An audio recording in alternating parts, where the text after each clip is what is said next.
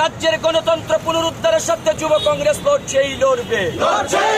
রাজ্যের শান্তি মিথ্যা মামলা দিয়ে যুব কংগ্রেস সভাপতিকে কেন জেলে রাখা হলো? জবাব চাই, জবাব দাও।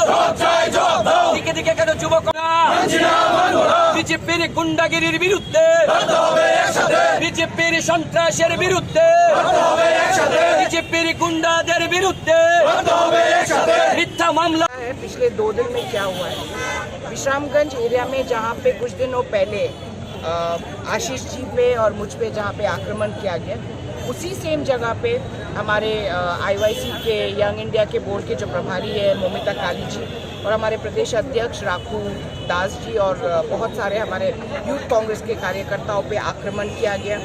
उसके बाद में आप देख सकते हो किस तरीके से न्याय व्यवस्था ठप पड़ चुकी है और इस प्रदेश में पुलिस को किस तरीके से कठपुतली की तरह इस्तेमाल किया जा रहा है।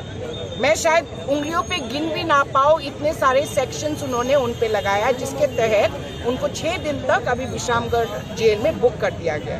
आप लोगों ने खुद देखा है, ये हमें बोलने की जरूरत नहीं है, आपके आंखों ने खुद देखा होगा सबूत की तरह से किस तरीके से पुलिस ने राखू दास को कीचड़ के अंदर से खींच के घसीटते हुए कुत्ते की तरह गाड़ी में डाला। इस तरीके का व्यवहार हम पुलिस प्रशासन से एक्सपेक्ट नहीं करते। मैं माननीय मुख्यमंत्री से पूछना चाहती हूँ, पुलिस हमारे सुरक्षा के लिए है या हमारे ऊपर अत्याचार करने के लिए है?